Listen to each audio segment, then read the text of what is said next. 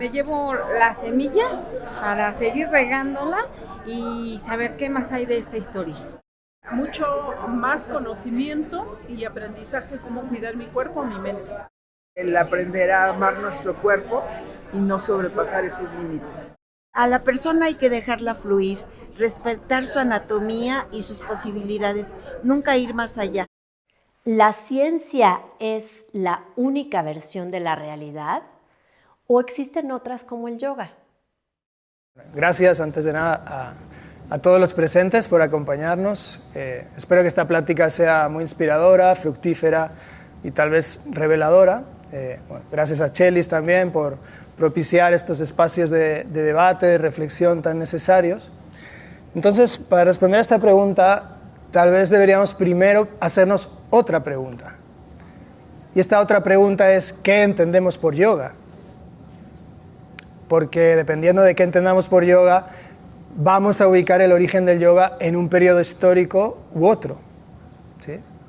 Entendemos por yoga una práctica principalmente física que tiene como objetivo la salud, la fuerza, el bienestar, el wellness, ¿no? Este concepto de wellness, una práctica encaminada tal vez a hacer frente a las demandas de un mundo cada vez más hiperestimulado, ¿no? Acelerado, un mundo muy demandante y un mundo con una organización, estructuración económica, una lógica, ¿no? La lógica capitalista de la producción y el consumo, etc., ¿no? Ahí vamos a encontrar un yoga que tal vez no tiene un origen tan lejano como pensábamos, ¿sí? Un yoga que tal vez solo tiene un siglo de existencia. Pensamos en el yoga como un conjunto de prácticas psicofísicas, ¿no? Donde hay la práctica física, pero también hay una parte interna, sutil, de cultivo de las energías, de manipulación de las energías, que buscan redireccionar esas energías para generar ciertos estados de conciencia y con una metafísica, una cosmovisión concreta, pues tal vez entonces ubicaremos el yoga hace unos 1000 años. Gracias. Pero si en cambio pensamos en el yoga como una práctica principalmente psíquica, es decir, una práctica de procesos mentales, una práctica cognitiva, meditativa, ya no corporal, ya no tan dinámica, ¿no? Una práctica sobre todo quieta, sedente, entonces vamos a ubicar el yoga en otro periodo histórico. Si pensamos en el yoga como un conjunto de prácticas extremadamente ascéticas, un conjunto de prácticas mortificantes, un conjunto de austeridades, entonces lo ubicaremos en otro periodo histórico. Y si pensamos en el yoga, si entendemos por yoga el acto básico y primario de uncir caballos a carretas y todo lo que conlleva ese acto, esa expectativa de desplazamiento, las promesas y los peligros de ese acto primario de uncir caballos a carretas, entonces ubicaremos el yoga en otro periodo histórico. Claro, no lo vamos a complejizar tanto porque no tenemos mucho tiempo el día de hoy. Vamos a dar por hecho que entendemos por yoga una práctica o conjunto de prácticas que buscan la liberación, que buscan la salvación. Entiéndase lo que se entienda por esa liberación, porque ahí también va a haber muchas diferencias de qué se entiende por liberación, qué o qué, quién o qué se libera de qué, ¿no? Pero vamos a acotar esto y vamos a acordar que entendemos por yoga una práctica encaminada a la liberación. Si es así, entonces sí podemos dar una respuesta concreta, ubicar el yoga en los últimos siglos antes de Cristo, ¿sí? Aproximadamente. Podemos decir que yoga en un sentido soteriológico, es decir, yoga para la liberación, para la salvación, lo podemos ubicar en esa célebre Upanishad, que es la Katha Upanishad, ¿no? Donde encontramos esta imagen del carro, donde el cuerpo es el carro, el Atman es el pasajero, ¿sí? El áuriga es el intelecto, Buddhi, la mente son las riendas, los caballos son los sentidos y los diversos objetos del camino son los objetos de los sentidos. Esto es los pocos siglos antes de Cristo, ¿no? Entonces algunos de ustedes se preguntarán, ¿pero qué pasa con eso que hemos leído y escuchado y se nos ha dicho por tanto tiempo de que el yoga tiene 5000 años, de que el yoga viene de la civilización del Valle del Indo? ¿Sí? Porque así me enseñaron a mí. Yo cuando hice mis formaciones, los manuales de la formación, todos iniciaban con ese relato. El yoga inicia la civilización del Valle del Indo hace 5000 años. Bueno, esto a día de hoy ya no se sostiene, ¿no? En el mundo especializado nadie ya asevera eso porque no hay un fundamento sólido. Es decir, hasta la fecha no se ha podido descifrar el lenguaje, ¿sí?, de esta civilización y por lo tanto lo único que tenemos son los restos arqueológicos, una figura de un mono, de un individuo sentado y unos animales, ¿no? Entonces esto no es prueba suficiente para asegurar que ahí empieza el yoga. Ahora bien, tampoco lo podemos negar, tampoco podemos decir que no se practicaba algo, ¿sí? Pero, claro, ahí surge la pregunta, ¿dónde empieza el yoga y dónde empieza algún otro tipo de práctica que ya no llamamos yoga? Es decir, seguramente en la civilización del Valle del Indo había algún tipo de práctica, digamos, espiritual, pero ¿qué diferenciaría a esa práctica de cualquier otro tipo de práctica chamánica, de cualquier otro tipo de práctica de otra civilización, en otra geografía, ¿cierto? Entonces, si nos atenemos a que yoga sí define un conjunto de prácticas con unas características concretas y un vocabulario y una terminología, entonces sí tenemos que delimitarlo y definirlo, y como digo, lo podemos ubicar en esa Katha Upanishad en los últimos siglos antes de Cristo. Por lo tanto, diríamos que el origen del yoga tiene 2000 años, no 5000, ¿sí? Unos 2000 años de ese yoga. ¿Qué pasa con asana, ¿no?, que es un poco el tema de la plática de hoy, ¿no? El tema es asana.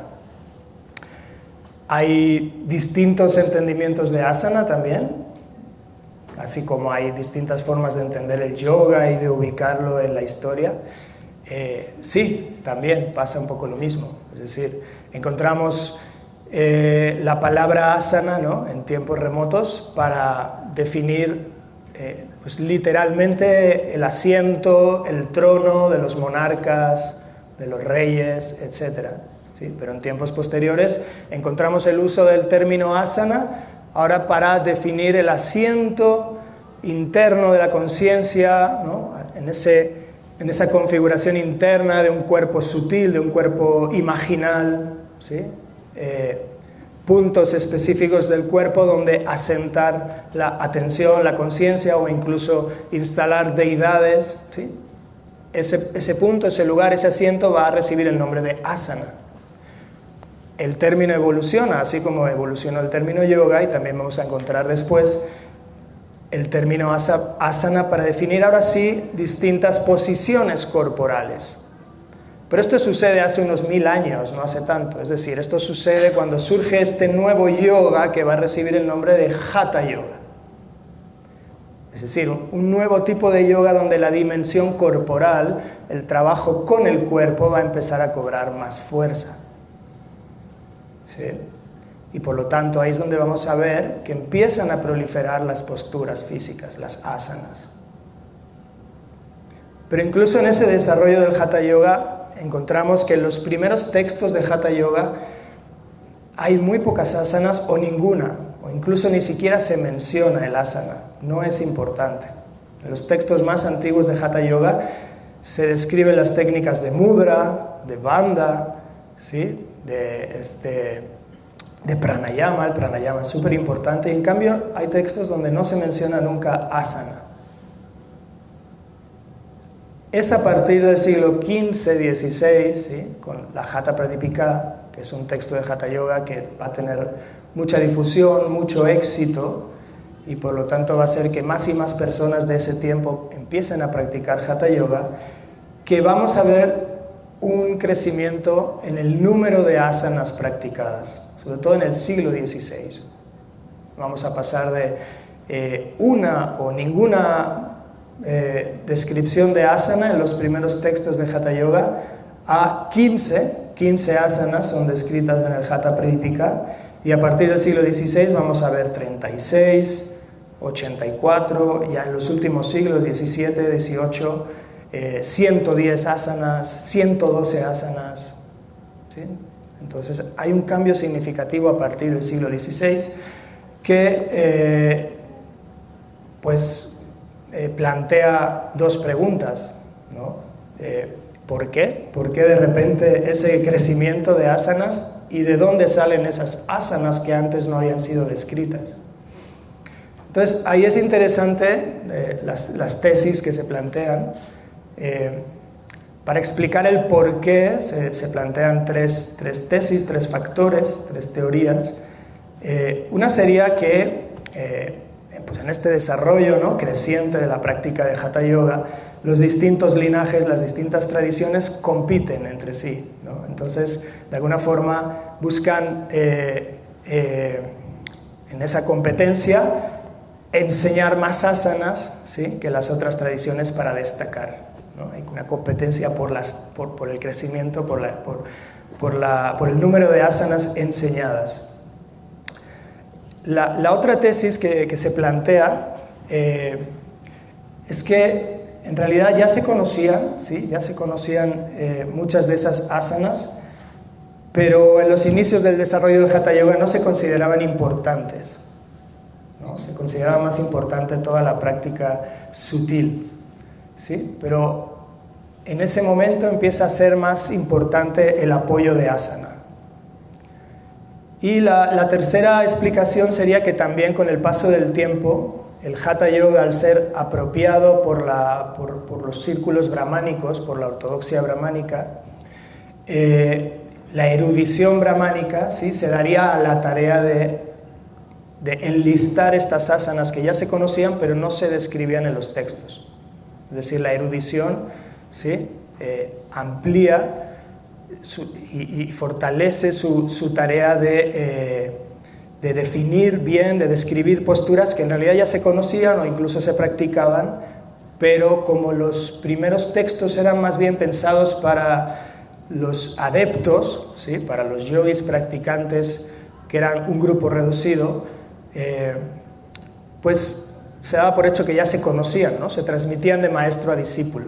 Pero ya después, cuando la práctica del Hatha Yoga es practicada por más y más personas y llega a los círculos brahmánicos, es ahí donde este círculo brahmánico, este grupo de los brahmanes, se va a enfocar en dejar constancia de todo ese conocimiento, ¿sí? Aumenta el número de textos y la minuciosidad por describir todo ese conocimiento.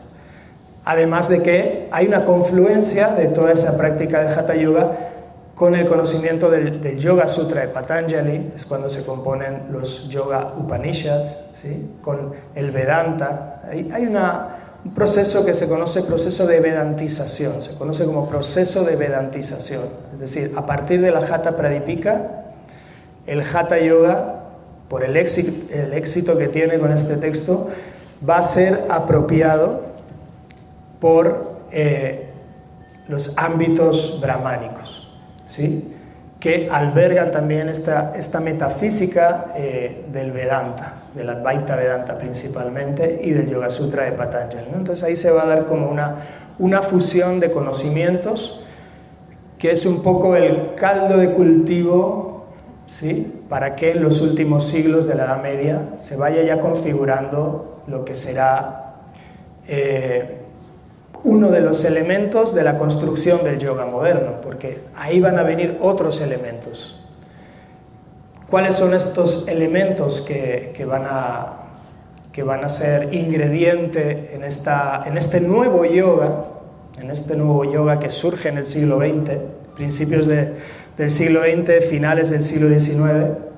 Pues por un lado, por la presencia de los ingleses de la colonia británica, lo que llega de Europa, ¿sí?, la recepción de lo que llega de Europa, y en Europa lo que está sucediendo en el siglo XIX es que está habiendo un enorme auge de la cultura física, ¿sí?, así se conoce, la cultura física europea. Es decir, Incluso en Europa hasta el siglo XIX nunca antes había habido una preocupación por el cuerpo, por la salud. Es cuando surge también otros movimientos como el higienismo, el vegetarianismo, la naturopatía, etcétera, etcétera. ¿Sí? Empieza a haber una preocupación, un interés, un interés por la salud física, por el cuerpo, por la alimentación, etcétera. Entonces, esto llega de Europa en el siglo XIX. Por otro lado, también los propios valores de la modernidad, el empirismo, el racionalismo, ¿no? Entonces está el componente también de la ciencia, ¿sí? Empezar a concebir un yoga que pueda ser explicado en términos científicos, que se puedan medir sus beneficios científicamente. Ese sería otro de los elementos que conforman este caldo de cultivo. Pero bueno, hay que entender, ¿sí?, que el Hatha Yoga tuvo un momento de auge, como digo, a partir del siglo XV se extendió a muchos ámbitos sociales, religiosos, y en el siglo XVIII tiene un declive, tiene un gran declive el Hatha Yoga, y de alguna forma queda como en los márgenes, ¿no? Una práctica menospreciada por la élite intelectual india que ha incorporado los valores de Occidente, los valores europeos.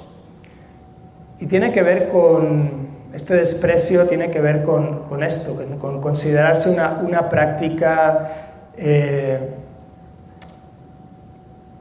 Claro, esto se da porque hay una persecución antes, hay una presión por parte de los poderes coloniales, ¿sí?, de limitar el campo de acción de los Hatha Yogis. Es decir, los Hatha Yogis de ese tiempo estaban fuertemente organizados, incluso militarmente organizados, eran órdenes, sobre todo los Nat Yogis, los Kamfatas, eran órdenes muy bien organizadas, que controlaban las rutas comerciales, llevaban siglos negociando, comerciando con los distintos mogoles, islámicos, musulmanes que habían gobernado la India todo ese tiempo hasta la llegada de los ingleses, y tenían poder. Cuando llegan los ingleses perciben a estos grupos de Hatha Yogis como un peligro, ¿no?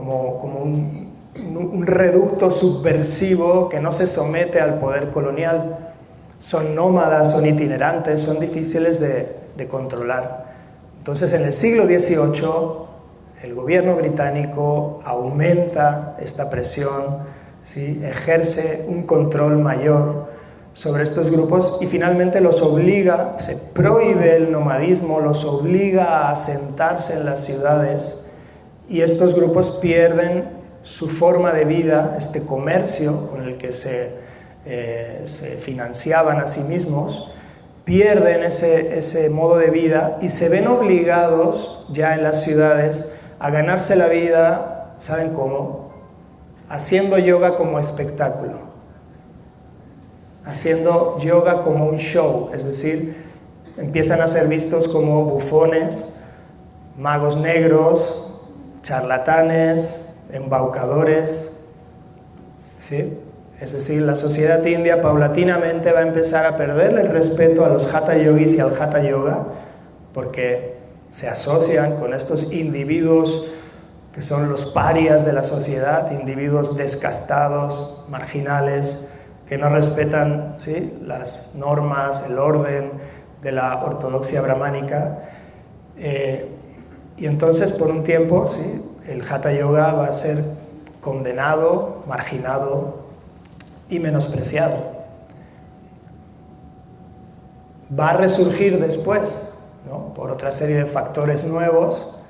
A finales del siglo XIX, principios del siglo XX, el Hatha Yoga es rescatado, renace, resurge, pero hay que decir, no es un Hatha Yoga exactamente igual al que practicaban los Hatha Yogis, los Nats, en este periodo colonial y en lo que está antes, todo el periodo premoderno. Va a ser un yoga nuevo, que, como digo, se va a gestar en la mezcla, en la suma de elementos, ¿sí? Sí, posturas y conocimiento antiguo que viene de estas tradiciones de Hatha Yogis, pero incorporando también elementos nuevos provenientes de la cultura física europea, la calistenia, ¿sí? La gimnasia sueca, etcétera, etcétera, ¿no? Todo un conocimiento que viene de Europa y los propios valores que ya se han venido desarrollando en Europa de el culto al cuerpo y la tarea de fortalecer el cuerpo como una empresa patriótica, incluso espiritual, pero entendida la espiritualidad como los valores, en Europa digo, los valores cristianos y el patriotismo, ¿sí? Esta cultura física que viene de Europa se ha gestado en una época donde las distintas colonias europeas, las superpotencias europeas pelean unas con otras y cada una de ellas, ¿sí?, llama a sus jóvenes a entregarse a la práctica física, a la gimnasia, etcétera, para fortalecer su cuerpo y poder defender a su patria como un acto espiritual, ¿no? Y el cristianismo, obviamente. Esos valores van a ser incorporados en India también, ¿sí? Ahora cambiando el cristianismo por el hinduismo, pero sí se va a incorporar ese llamado a que los jóvenes indios se entreguen a la práctica física. Y esta práctica física incluye yogasana, ¿sí?, el conocimiento de yogasana, pero también incluye el levantamiento de pesas, la calistenia, la gimnasia, las artes marciales y las técnicas de combate, porque se llama a los jóvenes indios a defender a su patria para liberarse del yugo de la colonia británica, ¿sí? Se percibe en el ambiente la independencia, la futura independencia de la India, la cual pide, ¿no?, pide que los jóvenes estén preparados físicamente.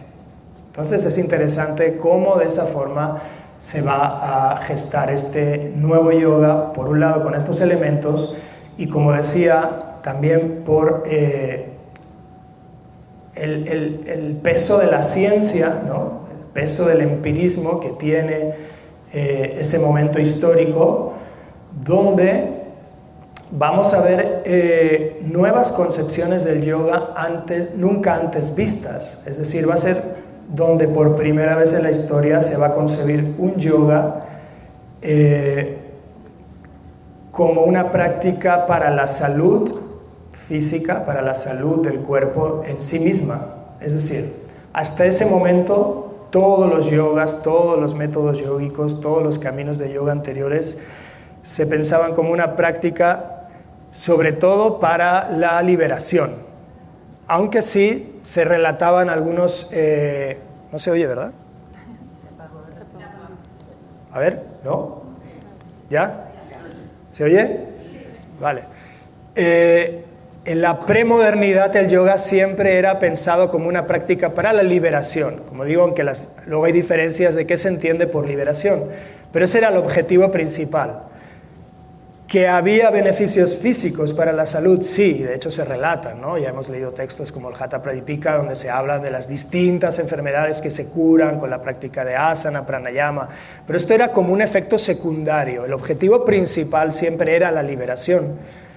En el siglo XX, con estos pioneros padres del yoga moderno como Kuvalayananda y Yogendra, se empieza a dibujar un yoga, ¿sí?, que en sí mismo es una práctica para la salud, ¿no?, que puede ser adoptado por cualquiera. Ya no es un yoga pensado únicamente para adeptos, para yogis, ascetas, renunciantes, sino para cualquier persona de la sociedad, de cualquier género, como una manera de lograr salud e incluso belleza, ¿sí? También eso es un elemento por el cual el yoga que traspasa fronteras, el yoga transnacional, tiene éxito, es bien recibido en Europa y en Estados Unidos, porque también tiene esta promesa de la belleza del cuerpo, ¿cierto?, en ciertos ámbitos, principalmente femeninos, de ciertas clases sociales. El yoga es visto como una práctica que promete belleza del cuerpo, ¿cierto?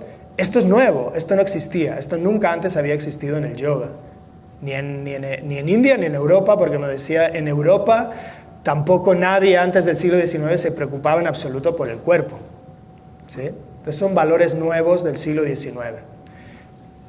Practicar para lograr salud como un fin, un objetivo en sí mismo.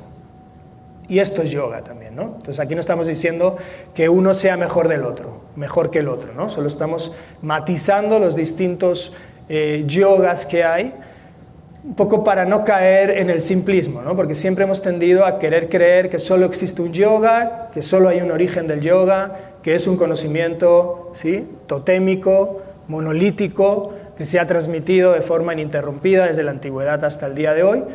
Y cuando no matizamos y no hacemos esas diferencias y caemos en esta simplicidad tan brutal, pues caemos en el riesgo de mirar al yoga de una forma rígida e incluso fanática. De ahí surgen todo tipo de fanatismos, ¿no? Esta idea de el yoga es este, ¿no? El yoga es aquel, ¿no? Mi yoga es el verdadero yoga, ¿no? Esa búsqueda del yoga puro, del yoga esencial, ¿sí?, proviene justamente de esta mirada simplista que no matiza y no ve las diferencias, ¿cierto? Y acaba convirtiéndose como en los fanatismos religiosos. Mi religión es la verdadera, las demás religiones son una herejía, ¿sí? Entonces es importante matizar y conocer, y cuando nos preguntamos este tipo de cosas, pues siempre depende de qué yoga, en qué momento histórico nos estemos situando, en qué sociedad, porque sí, también hay muchas diferencias sociales, económicas, culturales, entre el yoga que practicamos hoy en día y el yoga que se practicaba con anterioridad. Paso el micrófono. Pues, wow, para darse una empapada de toda la sabiduría que Víctor nos ha podido impartir en los cursos que da. Gracias, Víctor, por hacer la tarea de resumir la historia del yoga en 20 minutos. ¡Wow! Impresionante. Pero bueno, si quieren saber un poco más, adentrarse un poquito más con lujo de detalle, leer, justo acabamos el módulo de Hatha Yoga esta semana, donde vimos el Amarauga y el Amrita Siddhi, y realmente poderse empapar de cómo pensaban, cómo era el yoga en esa época. No les puedo recomendar lo suficiente los cursos de Víctor. Gracias por esa gran historia que nos acabas de contar. Y bueno, llegando a hoy en día, no sé, ya. Ajá. ¿Alguien les gustaría hacer alguna pregunta hablando de la historia del yoga para Víctor? Dos preguntas. Una es confirmar que Indra Devi trajo la yoga, Hatha Yoga a América. Y la otra, ¿quiénes realmente son los brahmanes? ¿Qué es el brahmanismo? Bueno, Indra Devi fue una de ellas, no fue la única, ¿sí? También tenemos Paramahamsa Yogananda. Podríamos decir que la primera persona que habló de yoga en suelo americano fue Vivekananda, Swami Vivekananda, ¿sí? Que fue al famoso Parlamento de las Religiones en 1896, y él llegó allí a presentar el yoga y, bueno, y el conocimiento de la India, ¿sí? a un público occidental. Podríamos decir que él fue el pionero, y ya a partir de ahí vinieron otros maestros, pero sí, Indra Devi fue una maestra muy significativa, ¿no? En todo el ámbito en un sector específico, ¿no? De Estados Unidos, California, una clase social, etcétera. Sí, pues tuvo un cierto impacto, pero hubo otros también, sí. Los brahmanes, ¿quiénes son? Bueno, los brahmanes en sí mismos es una casta, ¿no? Es un grupo. Dentro de esta organización social de la India, los brahmanes de alguna forma son los salvaguardas del conocimiento, son los especialistas, son los autorizados a transmitir el conocimiento, a leer los textos sagrados, ¿sí? Es una casta y son los responsables en gran parte de esto, ¿no? De la transmisión del conocimiento, de la escritura de los textos, son los eruditos. Estos son los brahmanes. Esto es un sector amplio, y cuando hablamos de ortodoxia brahmánica podríamos decir que es dentro de este sector de los brahmanes pues los más conservadores, ¿no? Los más resistentes al cambio. O sea, es como los rabinos de la yoga. Algo así. Sí. ¿Alguien más les gustaría? Elizabeth. ¿Cuál creen que fue el aporte de Krishnamacharya? El aporte de Krishnamacharya,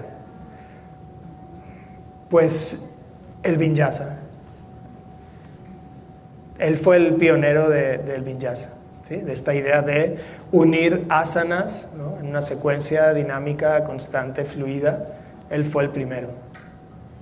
Yo creo que ese fue su mayor aporte. ¿Y por qué es más famoso Patanjali? ¿Por qué es más famoso Patanjali? Porque en mi entendimiento es mucho más grande la herencia de Krishnamacharya en términos del asana, pero a quien más referimos cuando hablamos, o sea, quien más está pegado al asana es Patanjali, entonces como que no sé si es como una malconcepción mía de que haya alguien como un padre de la asana. Sí, sería un error pensar que Patanjali es el padre del asana o algo así, o de la práctica centrada en asana, porque como tal, pues en su texto, ¿no? Patanjali solo dedica un verso a asana realmente, y todo lo demás tiene que ver con la meditación, con la observación de la mente, con los procesos cognitivos, internos, etc., ¿no? Entonces, esto es una malconcepción que también se gesta en parte. Se viene dando en los últimos siglos de la Edad Media, como digo, a partir de este proceso de vedantización y de apropiación de la práctica de yogasana, de hatha yoga por parte de la ortodoxia brahmánica. Ya se vienen dando las bases, pero digamos un poco la cereza del pastel vendrá con Vivekananda cuando hace la asociación de Raya Yoga con yoga de Patanjali y ensalza ese yoga por sobre la práctica de hatha yoga. Entonces, de alguna forma, el Yoga Sutra de Patanjali se convierte como en el texto canónico, en el libro de cabecera, en la Biblia del yoga, sin importar si uno hace yogasana o no hace yogasana, ya, ese se convierte en el libro de cabecera, ¿no? Justo cuando empezamos a estudiar y a matizar, podemos ver que tal vez el Yoga Sutra de Patanjali no sea el texto más apropiado para entender la práctica de yogasana. Para eso tal vez nos ayude más otro tipo de literatura, ¿no? Es un mal entendimiento, sí. Sí, porque aparte Patanjali rechazaba un poco el cuerpo, ¿no? O sea, realmente quería este kaivalya, esta separación, como su propuesta era un poco más trascendental, y el yoga postural moderno es más como honrar al cuerpo, ¿no? Sí, como decía al principio, ¿no? Cuando decimos dónde es el origen del yoga, a qué yoga nos estamos refiriendo, pues aquí vemos dos ejemplos claros de dos yogas distintos, ¿no? Dos formas muy distintas de entender el yoga. El Yoga Sutra de Patanjali, el yoga de Patanjali es un yoga eminentemente ascético, renunciante, basado en el Samkhya y en el budismo, ¿sí? Es una mezcla interesante, el Yoga Sutra de Patanjali es una mezcla interesante de budismo y Samkhya, y tanto el budismo como el Samkhya surgen en un periodo histórico donde está esta idea de que estamos atrapados en un samsara y que tenemos que liberarnos de las ataduras del samsara, tenemos que liberarnos de la prakriti, ¿no? Patanjali lo que propone es la separación de Purusha de la prakriti, él nunca habla de unión, habla más bien de separación, separar Purusha de la prakriti. En cambio, muchos siglos después surge esta nueva cosmovisión del yoga, del tantra, donde se percibe de una forma diferente, ¿no? Hay una distinta cosmovisión y por lo tanto surge un método nuevo donde no se busca tanto separar Purusha de la prakriti, no se busca tanto la cesación total de la mente para desprenderse del cuerpo, sino lo que se busca es trabajar con el cuerpo para cultivar ciertas energías, generar ciertas transformaciones y de esa forma apropiarse de la prakriti. No se busca desprenderse, no se busca rechazar la prakriti, porque esta es concebida como una trampa, como una cárcel del espíritu, sino que se busca apropiarse de la prakriti como parte misma de ese mismo espíritu, ¿no? Como su poderío, su soberanía, ¿no? Su propia creación. Entonces cambia mucho la cosmovisión y el método. Es decir, podríamos decir así para resumir, que con estos yogas de los renunciantes, de los sramanas, de los ascetas, de bajo estas filosofías del Samkhya o del budismo o el yoga de Patanjali, se busca, sí, de alguna forma ir contra el cuerpo. No sé si eso sea del todo apropiado decirlo así, suena muy fuerte, pero sí es como someter al cuerpo a una sujeción extrema, ¿no? Al aquietamiento a través de la mente para desprenderse del cuerpo. Y en esa otra forma de verlo sería trabajar con el cuerpo para ir más allá del cuerpo. También se busca ir más allá del cuerpo, pero cultivándolo de alguna forma. Entendido el cuerpo como el cuerpo total, el cuerpo físico, el cuerpo sutil, no únicamente el cuerpo físico. Es decir, se ve al cuerpo como un medio y no tanto como un obstáculo. En uno se busca saltar ese obstáculo, ir más allá del obstáculo, y en el otro se busca cultivar el cuerpo para ir más allá de él. Se ve como un medio, sí, algo así. Gracias, Víctor. Creo que tenemos una última pregunta rapidísima antes de acabar con esta parte. También vamos a tener tal vez tiempo para más preguntas al final, pero para darle también tiempo a Caro. Claro, mi pregunta era, dentro de todo tu aprendizaje que has tenido histórico del yoga, ¿tú cómo definirías tu práctica personal? ¿Hacia dónde te ha guiado todo ese aprendizaje?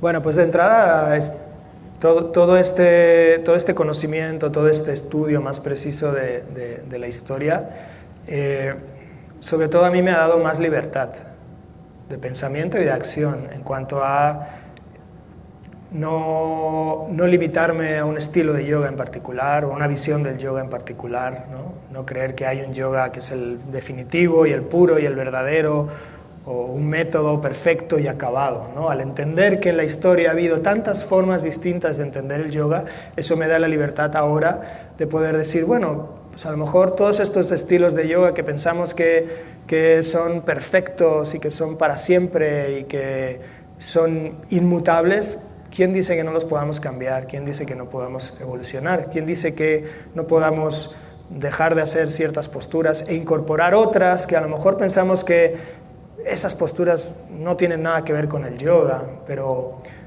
para darles un ejemplo interesante que me lo salté antes, cuando estaba hablando de los factores por los cuales hay una proliferación de asanas en la Edad Media a partir del siglo XVI, la otra pregunta era ¿de dónde salen todas esas asanas que antes no se describían? Y la tesis es que salen de tradiciones ajenas al yoga, al Hatha Yoga, tradiciones de guerreros, de artes marciales, de ascetas que practicaban otro tipo de posturas. En los textos, muchos de estos textos hablan de que hay tantas posturas, tantas asanas como seres vivos, de las cuales Shiva escoge 84 o conoce 84 y finalmente el texto describe 3 o 4 nada más, ¿no? Al final, todos los textos están de acuerdo en que Padmasana y Siddhasana son las dos principales posturas, ¿no? Aunque luego hay toda una proliferación y empezamos a ver Mayurasana, Kukutasana, Paschimottanasana y más posturas, ¿no? Sedentes. Pero creo que esto nos viene a decir precisamente esto, que en realidad podemos incluir en nuestra práctica todas las posiciones corporales posibles que puede adoptar el ser humano. Entonces, por lo tanto, esta idea de que hay ciertas secuencias inmutables, perfectas y acabadas para el resto de la eternidad, puede ser errónea. Y puede también, creo que de esto va a hablar Caro, ¿no? Puede fomentar cierto elitismo. Gracias.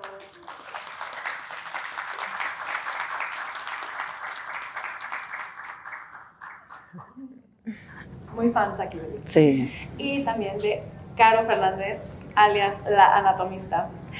Caro, ya llegando aterrizando a lo que practicamos hoy en día, cuando vamos a una clase de yoga, que queremos estirarnos, que queremos ser más flexibles, que queremos respirar, que queremos calmar la mente. Tú, dada tu historia, que me encantaría que nos platicaras un poquito de cómo llegaste a adentrarte a esta parte, porque es muy curioso cuando te metes al estudio, a la práctica del yoga, que te va guiando, ¿no? Hacia cierto camino, ¿no? Por ejemplo, a Víctor lo ha guiado esta energía hacia el estudio de los textos y de la historia, y a ti te ha guiado un poco más a cómo se aterriza esto en el cuerpo. Y creo que es súper importante porque realmente es muy práctico y es necesario que la gente sepa, porque hablando de salud y del cuerpo, ¿qué considerarías tú que es algo importantísimo que la gente deba de saber del yoga, de cómo se enseña el yoga, de los límites del cuerpo? ¿Qué considerarías tú que son los beneficios que tienen ciertas diferentes, porque hay muchos tipos de yoga, ¿no? Y también cuáles son los riesgos, porque o hay riesgos, habría riesgos, es un deporte de alto rendimiento, de alto riesgo. De alto riesgo, ¿no? Gracias, me la pusiste difícil, Vic. Le voy a pedir, por favor, recuérdame cuánto mides. 1.60. Te puedes poner de pie al lado de ella, por favor. Y solamente quiero ilustrar algo con un ejemplo muy, muy sencillo. Miden casi lo mismo. ¿Se pueden sentar ahora, por favor, con las piernas extendidas? ¿Pueden notar la diferencia en el largo de los torsos de ellas? ¿Sí? Cuando estamos de pie, incluso parece que una es más alta que la otra, y cuando nos sentamos eso cambia. Gracias. Eso se llama proporciones corporales. ¿Okay? Primero tengo que arrancar diciendo que las proporciones corporales de cada uno de nosotros son perfectas. Que si es más corto el brazo, el torso o el fémur, son mis proporciones corporales, es mi genética, determinando básicamente mi altura, mi relación entre piernas y brazos, el alto de mis segmentos vertebrales, de mis vértebras, de mis húmero, cúbito, radio, ¿sí? O sea, yo creo que no era necesario hacerlo, pero hay que hacer un poco de drama. Estamos claros que somos diferentes físicamente, ¿sí? O sea, volteas a mirar y no hay una persona igual que tú. Creo que psicológicamente tenemos bastante claro esto también, ¿no? Y por eso pues todos hacemos terapia o tenemos opiniones diferentes. Un poco este es el diálogo, digamos, el pensamiento que yo quiero o que yo traigo y que propongo para la práctica de asanas, ¿sí? Yogasana, ¿sí? Quiere decir que como maestro o maestros o maestres tenemos el privilegio de tener en un salón reunidos a 30 personas que decidieron venir a practicar conmigo, dirigidos por mí, que es un lujo, y yo le hago un pobre favor a esta práctica maravillosa, milenaria, enriquecida, pura, no pura, ridiculizada, rescatada. Ha pasado cositas el yoga, ¿no? Para yo llegar aquí y regresar a esta visión simplista y decir, perro mirando abajo, talones al suelo todo el mundo, rodillas extendidas, pierna derecha arriba, pie en el medio de las manos, el talón del pie de adelante se alinea con el pie de atrás, guerrero 2, todas las pelvis tienen que mirar exactamente hacia la pared de la izquierda. Ni tu cadera derecha es igual a tu cadera izquierda, ni la posición de tus articulaciones de la cadera son iguales a las de ella. ¿Okay? O sea, la diferencia no solo existe entre una persona y otra. A nivel estructural, existe incluso entre un lado y otro del cuerpo, ¿no? Esta tendencia a pensar que somos perfectamente simétricos, no somos. Para empezar, hay órganos que no existen en pares. Eso ocupa un espacio diferente dentro de mi cavidad torácica, por ejemplo, y abdominal, y eso ya de plano define cierta asimetría, ¿okay? Perfecta y maravillosa. Entonces, lo que yo, o sea, ¿cómo llego yo aquí, no? Que creo que fue como tu pregunta. Yo llego aquí porque yo vengo del triatlón, pero de la natación de alta competencia, pero de darle al cuerpo hasta donde no hay más. Y entonces, en un intento de acercamiento a un balance, yoga. Y caigo en Ashtanga. Amo el Ashtanga, perdón. Los amo todos los yogas son maravillosos. Y ahora que Víctor deja muy claro que son muchos yogas y todos están bien, ¿no? Todos proponen movimiento, y el movimiento es salud, y si algo ha demostrado la ciencia es que el movimiento es salud y que nuestros cuerpos están diseñados para moverse, ¿no? Todo aquello de sitting is the new smoking. Bueno, yo no sé, pero quedarse quieting sí es el new smoking seguro. ¿Okay? Entonces, si lo que queremos hacer es yoga, yoga, bienvenido. Ashtanga, Dharma, Vinyasa, Rocket, Power, Kundalini, Yin, el que tú quieras, bienvenido eso, ¿no? Entonces llego buscando balance y caigo en Ashtanga. Y con esta mentalidad competitiva y yang a todo lo que da, pues nadie iba a ser mejor Ashtangi que yo. Tardé exactamente 1 año en lesionarme los codos, los 2, hombros y doble tendinitis de la inserción de los isquios, ¿no? O sea, es como, ¿cómo es esto? El yoga no es bondadoso, ¿no? Y entonces este ego, yo caigo aquí por el ego, esa es la respuesta. ¿Cómo es posible que yo, que soy tan deportista, me lastime haciendo esto que es tan bondadoso? ¿No?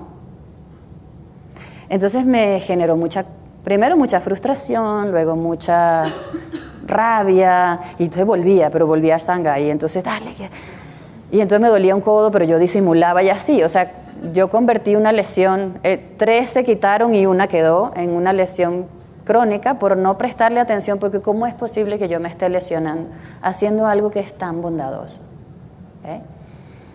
Bueno, me tomó algunos tropiezos de vida, de salud un poco mayores, voltear a mirarme desde otro lugar y relacionarme con mi cuerpo desde otro sitio, ¿no?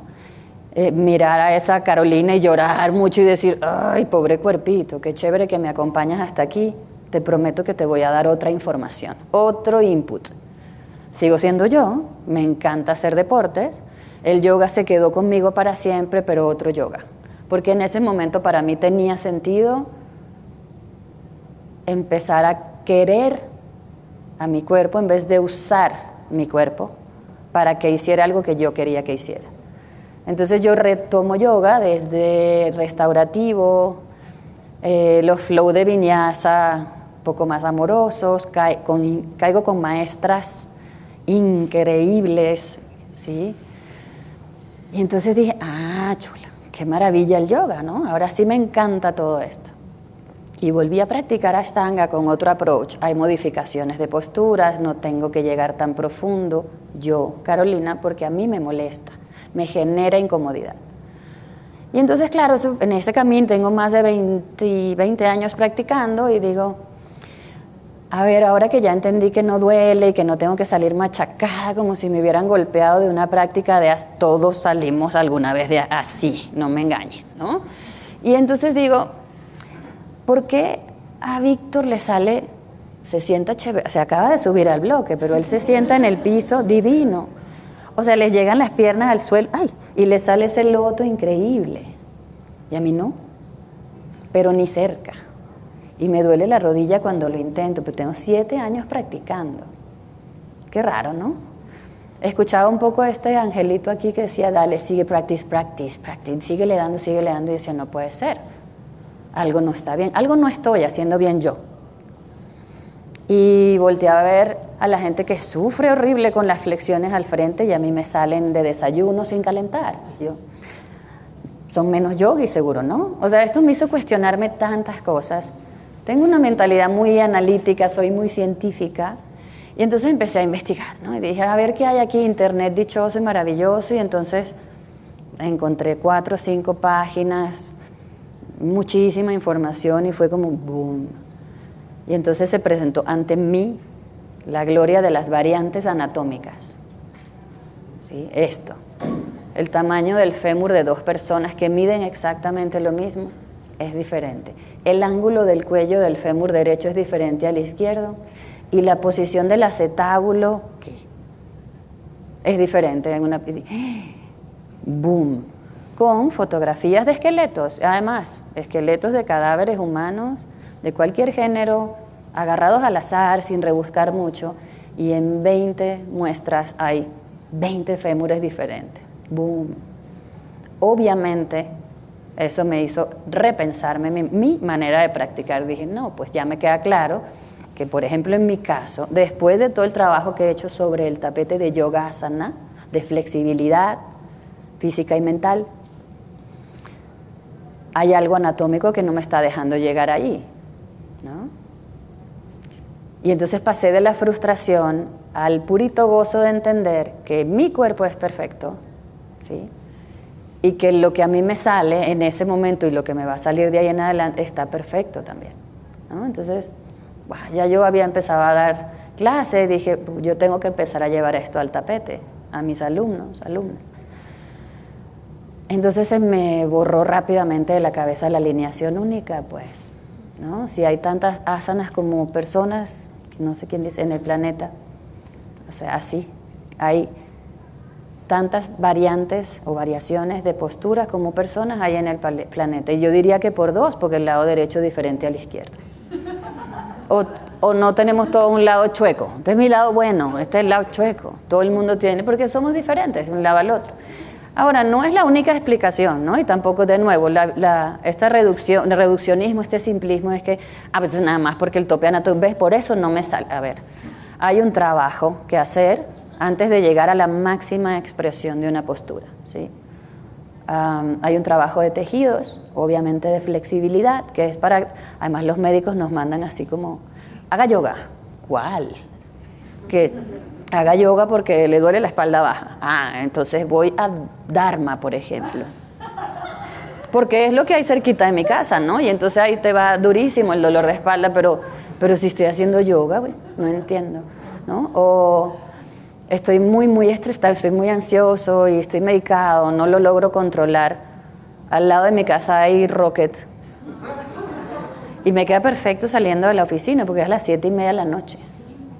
Agarra ahí. Entonces, empezar a investigar del cuerpo, del sistema nervioso, de fisiología, cómo funciona el músculo, contracción rápida, contracción lenta, fibra roja, fibra blanca, cartílago, hormonas, edad. O sea, no se me acaba la vida y todavía no sé todo lo que quiero saber. Ahí voy echándole ganitas. Lo que me queda muy claro y me quedó hace unos años, de unos años para acá, es tenemos que ser ahora sí muy respetuosos como maestros con los cuerpos de los que están frente a nosotros. Puede ser que esa persona esté todavía en el camino de trabajar tejidos blandos, ¿sí? Músculos, tendones, ligamentos, cápsula, fascia.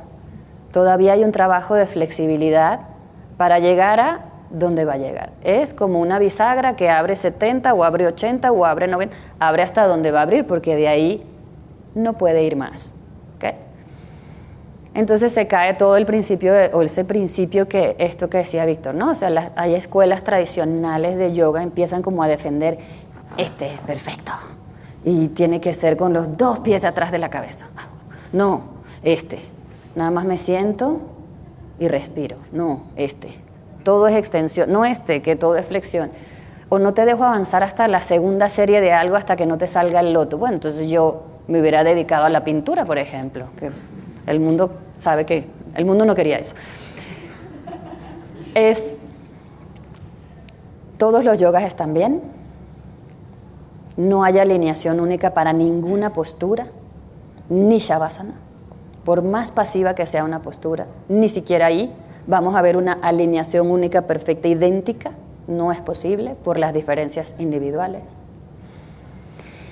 Y entonces mi propuesta, ahora sí, ¿yoga es un deporte de alto riesgo? No, primero no es un deporte, es una práctica, ¿no? Y bueno, uno lo puede volver, como no, un deporte de todo lo que tú quieras, está bien también, ¿no? Yo creo que si hay un consenso, es que todos llegamos al tapete por la razón que sea, no importa, porque quiero tener las piernas, y porque la gente que hace yoga sí se pone buena moza, yo quiero eso, porque todos llegamos por algo aspiracional, la mayoría llega por el físico, está bien.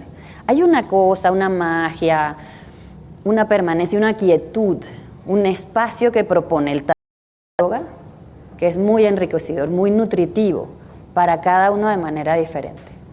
A lo mejor para mí, ella es el año del parado de manos. Y yo voy todos los días a la práctica porque este es el año del parado de manos. Yo he ido haciendo un trabajo progresivo, palabra importante que voy a rescatar, para llegar a una postura física, pero en el trabajo físico hay más cosas acompañando, porque de nuevo no somos solo el cuerpo. Es imposible ser solo el cuerpo. ¿Okay? Tampoco es verdad que no somos este cuerpo, no somos exactamente este cuerpo, donde están todos los órganos receptores, ¿sí? Sistema nervioso, fascia y toda esa cosa maravillosa. Y en este cuerpo nos movemos en este plano. Entonces, ignorar al cuerpo, este desdén que comentaba Víctor, es pues un error, porque cuando buena suerte tratando de conseguir el samadhi, la meditación, la calma en una postura meditativa cuando el cuerpo molesta. ¿Sí? Y no me molesta una rodilla, me duele la espalda baja que casi no puedo respirar, por ejemplo. ¿Sí? ¿Cuántos de nosotros hemos estado ahí? Sí, me voy a quedar 40 minutos meditando y todo ese reloj y dice, pasó 1. Siguen 1. No puedo. Si el cuerpo molesta, no hay gozo en la existencia. Es así. ¿Okay? Entonces, mantener el respeto por el cuerpo del otro, ahora entendiendo que no hay dos cuerpos iguales, que la postura, la expresión máxima, y vuelvo a ser así. Porque ¿cuál es la expresión máxima de la postura? La mía. Y se te acerca, ¿no? Víctor, ¿cómo se tiene que ver Vishvamitrasana? O sea, yo ni llego, por ejemplo. O sí llego, pero mira, mía se ve así, ¿sí? Y a mí no me sale completa porque no tengo apertura. Esa es tu expresión máxima y es perfecta. ¿Cuál es? Mantener el pensamiento crítico de mis alumnos hacia mí, y yo cuando doy mis formaciones les digo, todo lo que yo te diga, cuestiónatelo, porque yo también estoy aprendiendo. Hasta ahora eso es lo que sé. Si hay información nueva, nueva la voy a incluir y vamos a actualizar este contenido y yo te voy a contactar y te voy a decir, ¿te acuerdas que te dije que había 14 falanges? Hay 15, no sé. Se siguen consiguiendo músculos, descubriendo músculos en disecciones de cadáveres. Hay articulaciones nuevas. ¿What? ¿Cuántos años tiene el cuerpo, esta experiencia corporal en el planeta? Y siguen apareciendo cositas. Entonces yo sigo estudiando, les pido hacia mí pensamiento crítico y ofrezco pensamiento crítico. Ofrezco un espacio amoroso de curiosidad hacia ustedes mismos y hacia la práctica que están haciendo en el tapete. ¿Sí? Entonces, no simplificar, no rechazar y ahora sí, abrazar con todo lo que se pueda, y eso también es mi propuesta, lo que viene apareciendo en la ciencia. ¿Sí? Salvo que alguno esté de acuerdo con eso, que lo respeto también. Si mañana alguno de nosotros se cae, se fractura, yo no me voy a poner un emplasto y unos rezos, ¿no? Bueno, yo voy a un hospital y que me pongan algo rápido y por favor un analgésico porque no aguanto el dolor. Eso ocurre por el avance de la ciencia. El simple hecho de que podamos leer textos que están escritos en otro idioma. La ciencia. Sí, el estudio de los idiomas. Entonces, negar los avances científicos para defender algo que es una propuesta milenaria o no tiene ningún sentido. ¿Okay? Es de nuevo simplista y muy peligroso. Porque ahora voy a lo peligroso. En el nombre del yoga, con este manto de bondad y beneficios, se permiten muchas cosas a nivel físico que no son nada amorosas. ¿Sí? Y a esto va mensaje directo a todos los que enseñamos y practicamos con otros maestros. Si algo se siente mal, y hay mal, ¿no? Es que, hoy estoy como cansada. Bájale, acuéstate en tu tapete y hazte bolita, pandita forever, haz bebito feliz, 45 minutos, te despides de tu maestro con mucho respeto. Cualquier maestro serio va a decir, muy bien, gracias. ¿Sí? Creo yo. Porque ustedes tienen que respetar su ritmo individual. Y el cuerpo susurra. ¿Sí? Si la primera vez que yo trato de hacer un loto, mi rodilla dice, se siente raro. Y yo no escucho, y yo le sigo dando, el cuerpo habla. Y entonces apareces en tu siguiente clase con otro maestro y te dice, ¿tienes algún dolor? La rodilla, pero es normal. ¿Cómo? Y te lo ha visto un médico, no, eso siempre está ahí, de 8 años con dolor de rodilla. Cuando el cuerpo grita, te rompes un ligamento cruzado. ¿Sí? Y a lo mejor ni siquiera es en la práctica de yoga, entonces lo disocio. No, fíjate que me puse a correr, ¿no? Y corrí medio maratón y ahora no, correr es malísimo. El trabajo progresivo, Ahora sí, en eso sí tiene muchas similitudes la práctica de yogasana con un deporte. Tiene que ser una adaptación progresiva. El cuerpo, nuestros cuerpos perfectos se van a adaptar a todo. ¿Sí? Principio de Peters, como lo quieras llamar. Todos nuestros tejidos se adaptan a todo. La psique también. ¿Sí? El principio, así funciona el trauma, por ejemplo. No es mi tema, pero es así. Uno se adapta a todo, al daño, ¿sí? A lo bueno y a todo. Cuando yo me dé cuenta, cuando yo finalmente diga, ya estoy una máquina perfecta de hacer la primera serie de Ashtanga, y me digan, vamos a Dharma, te va a doler hasta el pelo, porque estamos adaptados, ¿sí? Condicionados a un tipo de movimiento en un solo plano, a veces dos, ¿sí? A rangos máximos, eso es muy de yoga. Inhala, exhala. Y a la mitad no pasa nada, no es necesario. ¿Quién necesita estar aquí, aquí, aquí, aquí? ¿Sí? Entonces, fíjense que yoga está padrísimo y lo amamos. Hay que hacer otras cositas. El cuerpo necesita otras cositas, otras prácticas, otras cosas, otros deportes, otras disciplinas, otro tipo de movimiento, multiplanar, multidireccional, ¿sí? La ciencia está ahí para demostrar que hay prácticas, por ejemplo, que liberan oxitocinas, endorfinas, mucho. El gozo puro, como la danza, por ejemplo. No la danza como mi amigo maravilloso, no, cualquier danza, la que uno está haciendo como el ridículo en la sala de su casa. Y no tiene que ser música clásica, puede ser reggaetón. Bailar. Y cuando vamos creciendo y los tejidos van cambiando, ¿sí? Hay otras necesidades corporales. Hay que levantar peso, diferente al peso corporal. A lo mejor son las bolsas del súper, ¿sí? Y yo camino para mi casa, esos. Porque ¿qué creen? Que la columna está diseñada para trabajar en compresión, ¿sí? Y va perdiendo esa capacidad porque todo lo hacemos flow, suavezón, ¿sí? Entonces la combinación, la variabilidad de movimiento, de cargas, es purita riqueza para el cuerpo físico, ¿de acuerdo? Entonces, mi propuesta es esa. ¿Puede llegar a ser perjudicial? Sí. ¿Depende solo del maestro? No. Depende de que yo conecte con mi cuerpo y diga, ya la rodilla me dijo a la 1, me dijo a las 2, a la 3 no me puedo parar del tapete, pero yo me paro y recojo con dignidad y salgo, perdón, y digo, voy a faltar a la práctica mañana, pero el lunes voy otra vez, ¿no? Escuchar al cuerpo. Si lo que yo hago es correr y un día me da por correr bajadas y me duelen las rodillas, es malo correr bajadas. No, todavía mi cuerpo no está adaptado para correr bajadas, todavía, ¿sí? Ay, es que yo voy a jugar béisbol. Eso es malísimo, me troné el manguito. No estarían los pitchers ganando decenas de millones de dólares. Se adapta el cuerpo a lo que yo haga. Entonces, qué padre sería decir, yoga es bondadoso siempre que yo traiga mi pensamiento crítico, mi sensación de conexión con mi cuerpo que me está diciendo cosas hoy del lado derecho. Digo, voy a bajarle. O no, hoy vine pero shining y powerful. Vámonos con todas las transiciones son en press de parado de mano. Muy bien. Es tu práctica. Y eso es lo bonito del yoga, pues, ¿no? Haga su práctica. Pero la suya desde usted, ¿sí? Y aquí se puede parar, no sé, ¿cuál de los que mencionaste te gusta? Patanjali, y decir, no eres este cuerpo, sí eres ese cuerpo, ¿sí? Y hoy no tengo ganas de hacer eso, quiero hacer otra cosa, hágalo. Escuchen a su cuerpo, pensamiento crítico. Sí, me alejo un poco del tema de la comodidad, es verdad, porque si no, pues... La comodidad quiere decir este facilismo de, ay, no hago nada, ¿no? Porque todos tenemos ese amigo que dice, no, yo voy a ver Netflix todo el fin de semana y tiene más dolores de espalda que nosotros. El cuerpo no está diseñado para eso, por eso entramos en dolores crónicos.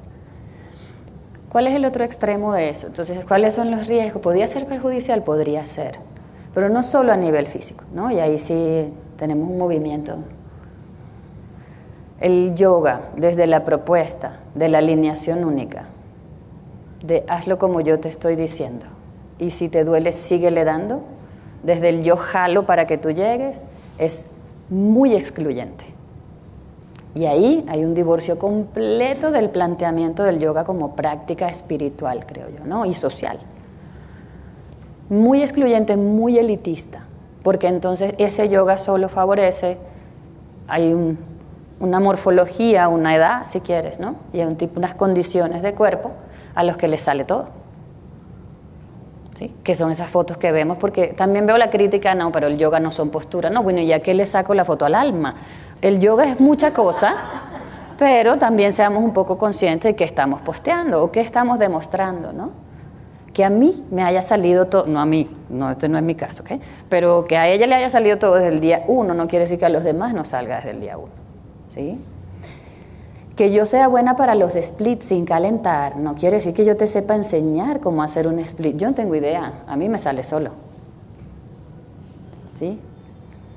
Entonces la flexibilidad, las posturas absolutamente perfectas, ya sé que no es nada democrática. Nada democrática. Todos vamos a tener rangos diferentes y vamos a encontrar un tope en algún momento. Ustedes saben que sí es democrática. La fuerza. Nadie se equivoca con fuerza y todo el mundo puede hacer fuerza en su nivel, ¿sí? Entonces, aunque esté endemoniada, pobrecita Chaturanga, Chaturanga es más democrática que Urdhva Dhanurasana, porque hay quienes, aunque tengan 10 años practicando, jamás van a poder hacer Urdhva Dhanurasana con los talones en el piso, por ejemplo.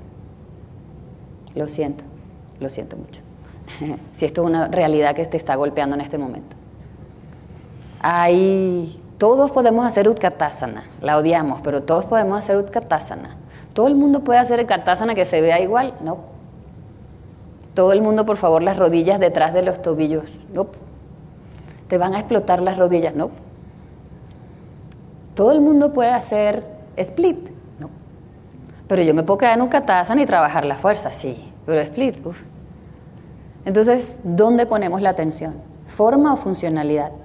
Si el yoga es una práctica, y creo que estamos de acuerdo, maravillosa para conectar con nosotros mismos, esa magia del tapete, delicia total, mantengamos el bienestar de las posturas de yoga, ¿sí? De yoga asana, quedándonos en esta zona de, este es mi espacio mágico para conectar y para conocerme. ¿Cómo se ve? No importa. ¿Cómo se le ve al de al lado? Poco importa. O sea, uno lo mira y dice, wow, qué chévere le sale ese escorpión. Jamás me va a salir Kapotasana. No importa, yo me volteo y digo, wow, qué belleza.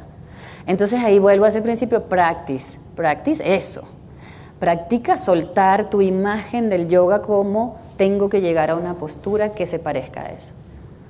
Y entonces va a volar tu práctica de asanas. Va a volar porque te la vas a disfrutar. Practica incluir otras disciplinas en tu práctica de física diaria. Calistenia, pesas, danza, descanso, también se vale, ¿sí? Vas a volar en el tapete, ¿sí? Y siempre lo digo, mira, yo que he hecho tanto de ejercicio y deporte y pes y yoga, y todo el mundo se quiere parar de mano, ¿verdad? Esto es como, si uno no se para de mano no es nadie, parece en esta era. No me salía, no me quedaba, y frustrada, ¿verdad? Yo hice calistenia 6 meses y me salió el press, no el parado de mano, el press. Y yo dije, mira, no lo voy a decir muy alto, porque lo que necesitaban mis hombros era pulling. Porque en la práctica de asanas es muy difícil hacer pulling, ¿sí? Y entonces eso, mi propuesta para los demás. Voy a responder tu pregunta para mí. ¿Cómo es mi práctica de asanas ahora? Le decía yo a Víctor el día que preparamos esto. Mi práctica de asanas es una práctica de movimiento disfrazada de asanas. ¿Sí? ¿Hay asanas? Sí. Pero yo las uso para que tú explores distintos rangos de movimiento, para que consigas momentos donde dices, no me puedo quedar aquí porque está muy fuerte. Sí. ¿Sí? Para que descubras que tu cuerpo tiene muchas más posibilidades que 1 y 2. Tiene otros rangos, otros planos, que hay que activar musculatura diferente. ¿Sí? El conocimiento te da libertad. Es como el eslogan. El conocimiento te da la libertad de decidir, conocer cómo está hecho tu cuerpo. No te tienes que saber los nombres, pero si exploras tu cuerpo por zonas y ya sabes, ahora sabes que tus rodillas tienden a la inestabilidad porque no hay ningún tope anatómico para la rodilla. Lo que tiende a la inestabilidad tiende a lastimarse más rápido. ¿Le voy a dar para que sigan siendo inestables? No. Yo ahora sé que yo necesito trabajar lo que llega a esa articulación para estabilizarla, para que nunca, no en el tapete, sino cuando yo tenga 114 años y me agache a recoger algo, no me quede la rodilla tronó, ¿sí? Porque a mí que me salgan las dos piernas detrás de la cabeza, pues padrísimo, pero no me sirve para mucho allá afuera. Entonces practicar el yoga, conexión aquí adentro, allá afuera, la coherencia, el pensamiento crítico, ¿okay? Y usar el yoga como una herramienta de bienestar y no como una herramienta de show. Eso. O de dogmatismo, ¿no? Open mind. Eso es esa es mi propuesta.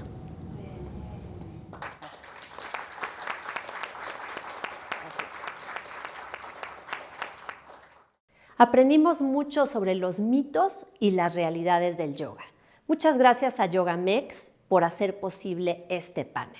Recuerda, si quieres saber qué sigue, suscríbete al canal, déjanos un comentario sobre qué te pareció este panel, qué aprendiste y compártelo también. Soy Ana Paula Domínguez, hasta la próxima.